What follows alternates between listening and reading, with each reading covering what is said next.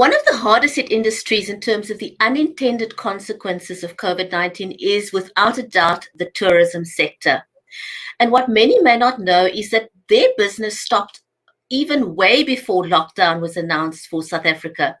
When we come back, we're going to be talking to Enver Mally. He's the ex-chair of the Cape Town tourism sector. So don't go away, we'll be right back.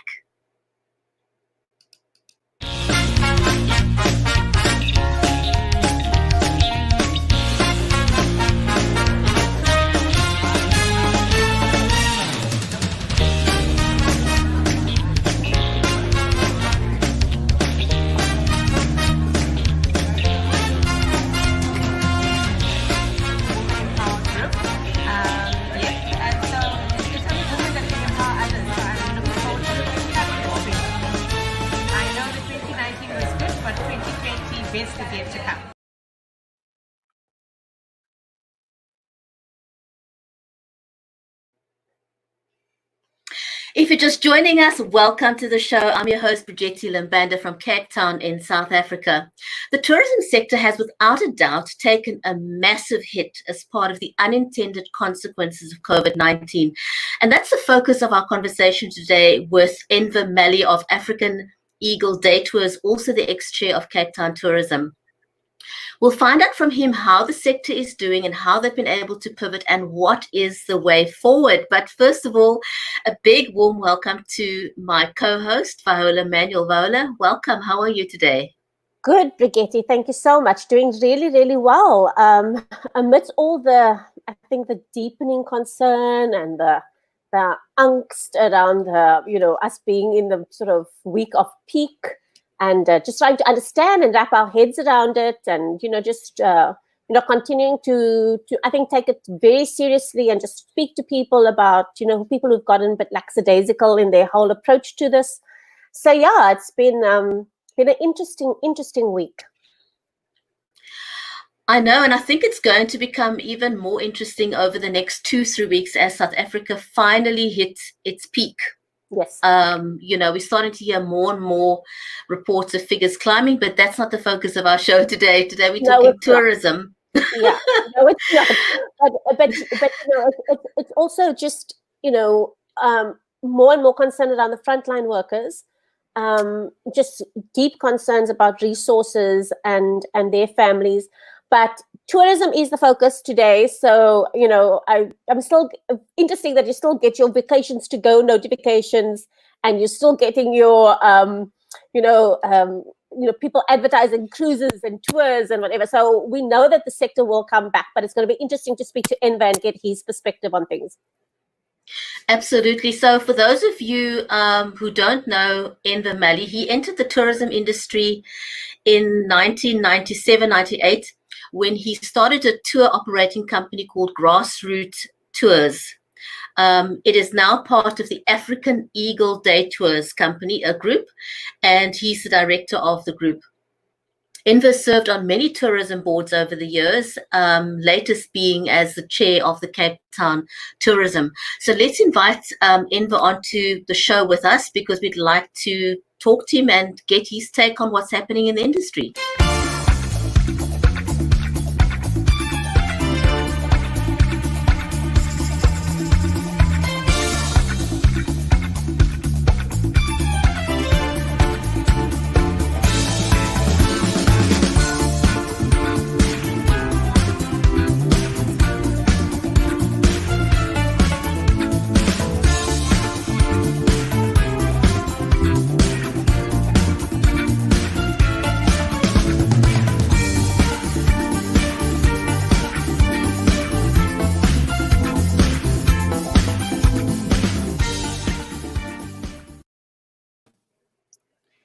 Hi. Welcome to the show. Thank you. You guys make me sound like a superstar. I wish my kids were listening. Don't you just love that intro? We catch most of our guests sort of still dancing before it ends. Yeah. Thank you so much. Thank you. Thanks for agreeing to be on the show. We're so excited to have you. Thank you. Enver, it's great to have you on the show. But let's start with, everyone we've spoken to has told us how they have felt about COVID-19 and the lockdown and how it's affected them personally. For every person, the experience is different depending on your situation. So how has it been for you personally and for your family? I think for myself and my family, it's at home, it's only my wife and I. So number one, it really tested our relationship. I mean, yeah, you stuck with this person that you love, and I think your love is really tested if you can't go anywhere for 2 months, literally, and so on. And I think sometimes it gets a bit tense. Luckily, one of us can step outside and walk around in the garden. But from a relationship wise, I think our relationship actually kind of grew because we were forced to engage with one another and maybe on a more real level. We couldn't, we had to deal with one another all the time. Sorry, I think that's a plane coming across. So I'm just waiting. And also, but on a personal level, because we had so much time, on our hands initially. On a personal level, there's a lot of introspection that took place as to where was I and where am I going to, and I think I also discovered a lot of things about myself. And I must admit, some of the things I discovered in myself wasn't very pleasant, in terms of the type of person I think I was, or maybe I'm being a bit hard on myself. But you started facing these realities about yourself, and I thought maybe for me it was a good way to go forward and effect changes and so on in let's call it the post-COVID environment. The other thing I also learned during lockdown was surviving on less than you normally operate on, and I think going forward that's certainly going to benefit.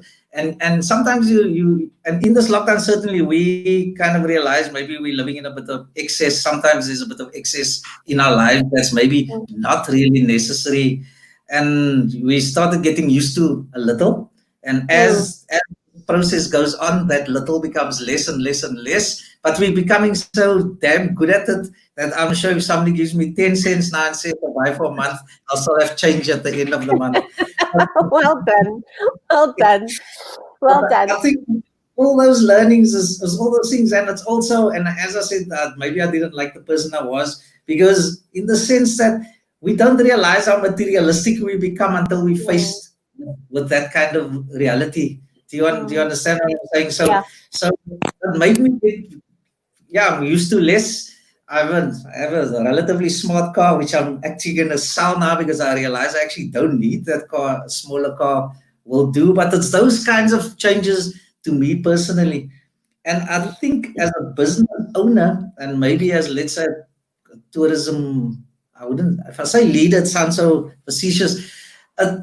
Because it's changed me, it's also changed the way I view the world now and how I view our business going forward. And so decisions that I might make with my partners in our business might come from the things I've learned about myself during this lockdown period. That's kind of you guys. No, I think everybody's just learned a lot about themselves. They've had to sort of pull, like they say, pull yourself towards yourself. You've had to sort of step towards things and just acknowledge certain things that you got to put off because you didn't have the time to deal with that self-image and self-introspection. But Enver, we want to talk about the industry, and it says that we accept, and it's been reported that the tourism industry is probably one of the worst hit industries with the whole lockdown and with COVID. Mainly because of the travel ban, etc. But how has national and provincial government actually been able to intervene and assist the sector? Yes, you're absolutely right. The tourism industry is the hardest hit, and I think it continues to be the hardest hit, and mainly because our business sits offshore. Literally, they're sitting in another country, and with the travel ban, they can't get here. And so it's kind of almost out of our control, whereas other industries within the country, if the government stops the lockdown and opens up, people can start engaging in the industry practices. So yes, it has been we have been hard hit, but I think government has really come to the party. I must also praise an organization called the Tourism Business Council of South Africa, because they've been actively engaging with government with regard to the issues around tourism and the issues that arose as a result of COVID. So they've been engaging with government at all times. Obviously, there is SATSA also, the South African Tourism Services. And with them also, they've also been lobbying government and keeping the members informed as to what was happening. And I think it's through the hard work of the TBCSA and other people in the industry, government has made funds available for especially SMMEs in the form of grants, also low interest loans. There's the whole UIF Tours fund also that the tourism industry is part of. And I think the Tourism Business Council of South Africa is engaging with government to continue this UIF Tours fund even after it ends. It officially, the fund ends at the end of June. It was only going to be valid for 3 months. But I think the Tourism Business Council is still engaging with government to extend it for the tourism industry, because we so far not out of the woods, we're still deep in the woods, that we might need assistance for much longer than other industries.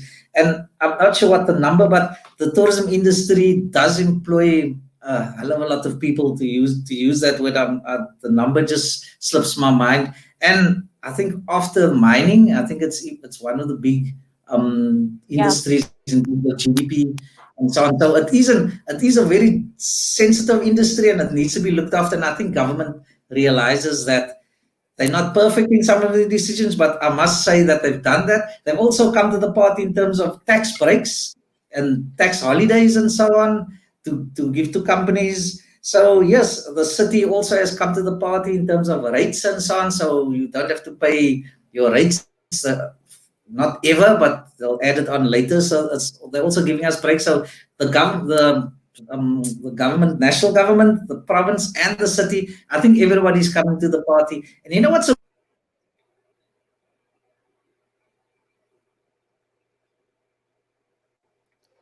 we seem to have lost. I think we've lost Enver there. Enver, if you can just refresh your browser, then it might improve.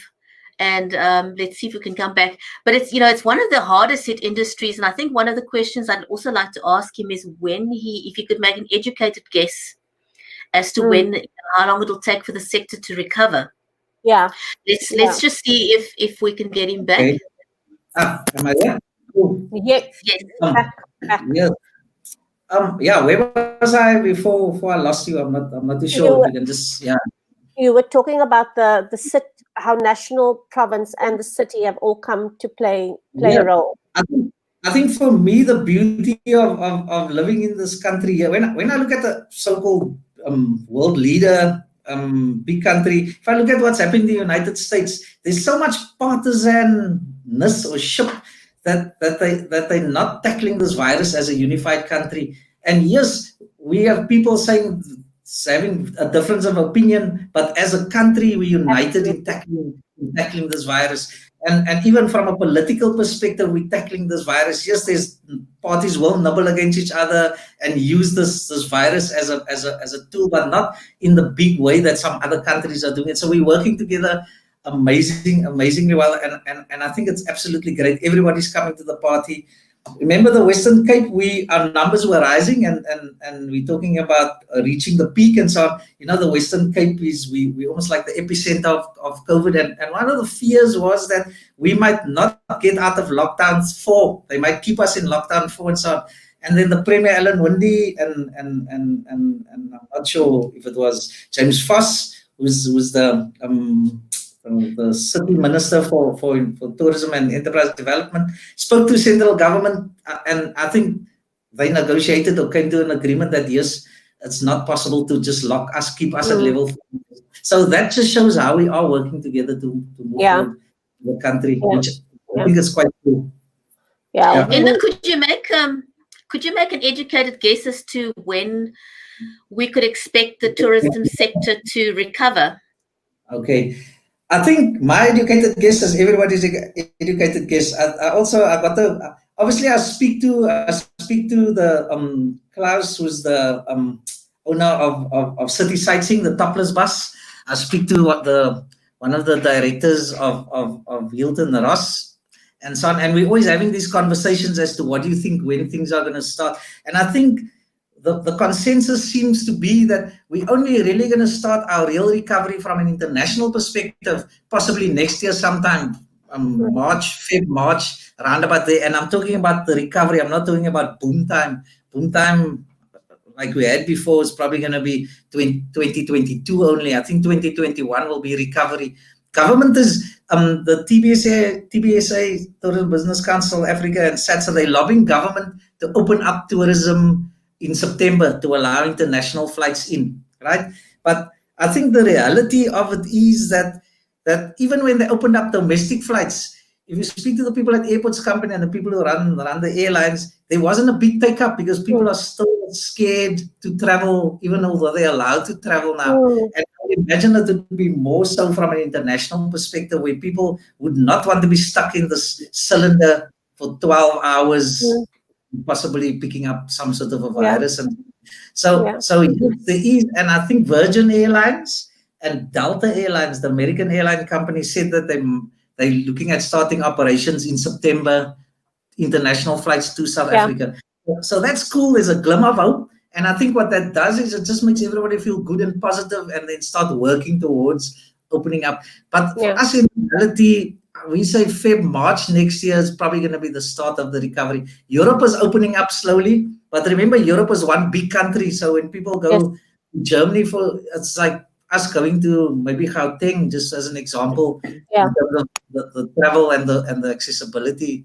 But international travel, in my view, and some other people who run bigger organizations that I do, probably next year, March for the international tourism. Domestically, I think if you're running a B&B or hotel and so on, the potential is great at level 2, possibly, where locals are going to, remember, locals are getting sick and tired. My wife already said, when can we go away and what weekend? And I'm sure that's what's happening locally also.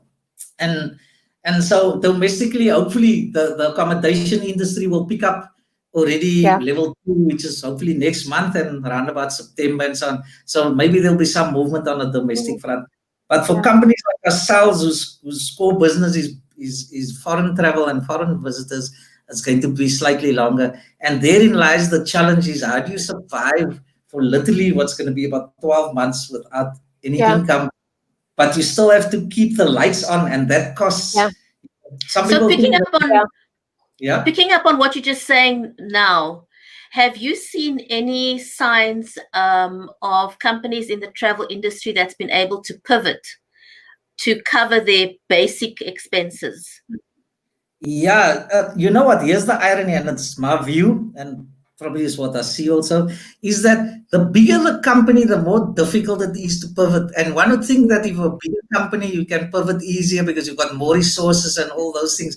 But bigger companies are more invested in the tourism industry from a resource perspective than smaller companies. Smaller companies are more nimble. The Titanic will take forever to turn, whereas a small yacht can turn quicker. And I think that for me holds true in terms of the business also. And the reason why I say that is that for a big company to pivot, when you say pivot is try to do something else, it's also depends. Like we had options to do transfers here and there. We did some transfers, relocation, taking people from Cape Town to Joburg to catch a flight back to their country, right? The amount of income we derived from that was so negligible. It was just good for us.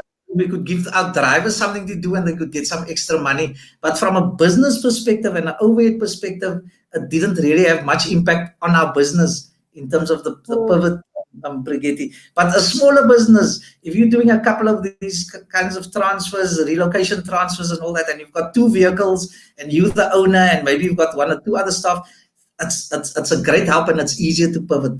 One of the interesting ways that one company also pivoted, and it's a black-owned company who operates in the townships. What they've done is that because other companies were fearing to go into the townships to deliver bread and all those kinds of things, they use their vehicles and the knowledge of the township and the connection in the township, and they're delivering bread. And here's the cool thing: I'm mentoring that business, and I said, it doesn't have to stop at bread. It can be milk and eggs and whatever. You've just created this. You've created a potential business for yourself. So So this company might not even have pivoted. This company might have established a whole new core business for itself, and moving forward, tourism might become its secondary business. Do you know what I'm saying? So there are a lot. Yeah, that's very interesting. I mean, we have seen quite a few small businesses move completely out of their comfort zones, and it's really what we've been speaking about, how businesses have pivoted. But now, Enver, here's a question. You know, the tourism sector was very hard hit by the water crisis. We just come out of the water crisis. Then we went into a COVID crisis. So my question here is has the sector started to consider the fact that they need to strategize on how they can make themselves more resilient for the next crisis, because it will come. You know, has tourism actually started to think about this? Viola, it's a very difficult question to answer. The problem with tourism is that we're like a little baby that never grows up. Any event in the world affects us. Yeah. A war in the Middle East affects us. The downing of a plane over Siberia affects us because it affects travel, it affects people's perception, and so we are affected by whatever happens in the world. And in terms of resilience, I think the tourism sector bounces back quite well all the time. The water crisis was one thing, and people were talking about the new normal after the water crisis. Now they're talking about the new normal after COVID. I think here's the reality. To the tourism industry and maybe possibly other industries, we were hit by crisis. We hit by crises lots of the time. And there's the 9/11 crisis that happened. Remember a couple of years ago, how people are going to travel. Yes, people are going to travel. They're not going to come to Africa. There was Ebola. You forget about that. So every couple of years there's a crisis, but the tourism industry survives and so on. And the reason is we are forced to survive because we're in this boat. And as I said earlier on, for us, it's very difficult to pivot because our marketers over there, our resources, our infrastructure is designed to cater for what we do. It's not like we're manufacturing cars, and if this car goes out of style, we can retool and make other cars. Our core business is taking people on, showing people our country, either in our vehicles or whatever we do. That's our core business. And yes, we can do it differently by offering them different things, but the basics are still the same. A restaurant, they are still about the food and the quality of the food. Yes, you can put lighting in, you can change the way your decor is, but the fundamentals is still food. You know what I'm saying? So it's more difficult for certain industries and certain businesses to pivot other than other businesses. And I believe the bigger the business, the even more difficult it is than the smaller business. They can be more. But I'm convinced that we'll get through this, because I can mention crises. There's the whole disruptive influences like Uber, Airbnb, and all those things. Were crises that hit the tourism industry. When I mean crises, it affected the tourism industry in a certain way. So we always seem to move around it, and I think that's one of the beauties of this industry. But I do think one of the things that some of the business owners who can recognize that crises hit the tourism industry. When it's a global crisis, when it's a national crisis, one of the industries that almost inevitably affected is the tourism industry. It's now to start actually, I almost want to say, planning for it to a point where you almost have it as a line item, So when it's good, when it's very good, because the reason the tourism industry, I feel, attracts so many small businesses is when it's good, it's very good. It's a good way to good industry to be in. It's a good place to start a business. Not very high barriers to entry. The barriers to entry is low, Yes, it's a good business to go into. And I think one of the things that I have observed is that with that kind of business, planning for crises in terms of your cash flow and savings and putting away, and the way you word your employment, and your contracts and your service level agreements with other suppliers, all have to now start including this kind of anticipation of crises. That's exactly what it is. And in answer to your question, is that it's a fundamental business practice, but it's something we don't see, lots of companies don't seem to have. And in fact, it's called the business continuity plan, or or your survival kit. Here's the irony. Cape Town Tourism in May did a survey amongst companies, right, in terms of how they're going to survive this crisis. And according to that survey, 85% of the businesses surveyed didn't have a business continuity plan. They didn't have a crisis management plan. And I think that's the solution. Our company, when they said we must lock down and go, everybody knew what they had to do. We had a game plan, and yes, we financially were okay to survive for a certain period. We didn't realize it's going to be so long, and now the trick is to stretch that budget. But we had a budget to survive. You know what I'm saying? And I think that's part of the plan, but it's also part of good business, and it's just a basic thing. And I think sometimes in our company, for example, we don't reward ourselves as often as sometimes we believe we should in terms of our dividends. Back into the company, we take smaller, and now that kind of policy for us is working out, because we can, when I say comfortably, we kind of surviving okay.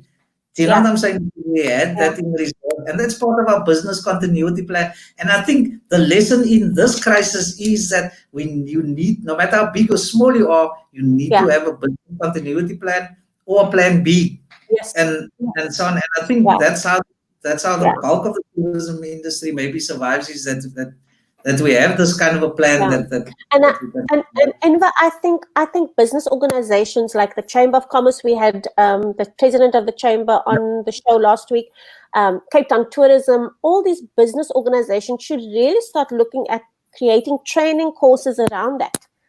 Training business owners around contingency and managing, planning for crises and so on. Because if you know that your industry is sort of is open to those kinds of things and vulnerable to those kinds of things, it makes sense to apply a level of wisdom that says, the next crisis that comes, are you ready? Do you have the following in place? So that's just probably my 2 cents worth.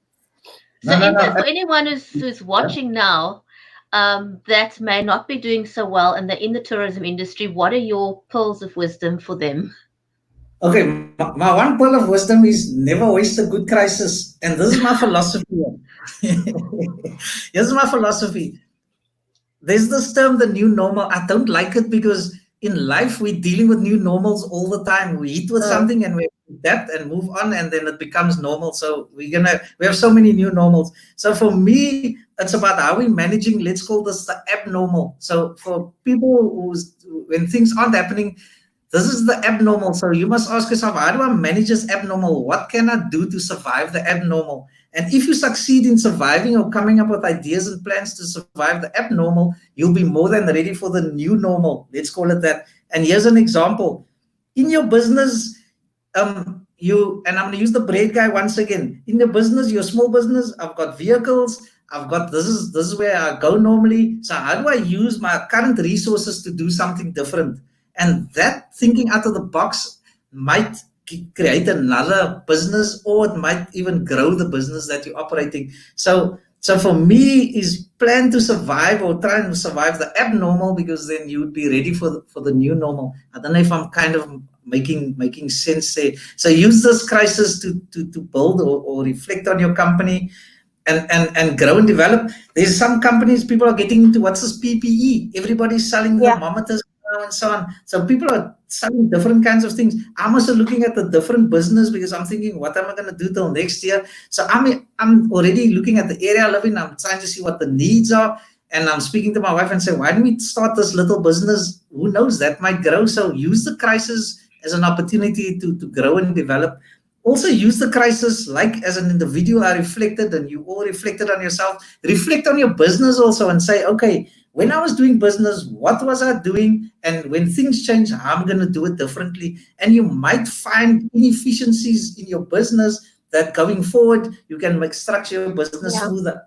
Our business, because we're trying to cut our budget and last longer, we've discovered a couple of ways that we were spending money unnecessarily that we don't have to spend going forward.